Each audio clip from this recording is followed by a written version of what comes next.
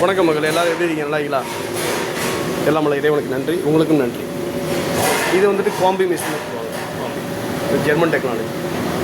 இது வந்து எல்லாத்தையும் நம்ம பாயில் பண்ண ஏற்கனவே வீடியோ போட்டிருக்கேன் பாருங்கள். இப்போ நமக்கு வந்து சம்டைம் தான் நான் வந்து சவுத் இந்தியன் வந்து பாயில் பண்ணுவோம் இதில் வச்சுட்டு, இல்லைன்னா நார்மல் அண்டியில் வச்சு தான் பாயில் பண்ணுறது. இப்போ எல்லா வெஜிடபிள்ஸும் நமக்கு கொஞ்சம் அதிகமாக ப்ரொடக்ஷன் இருக்குது.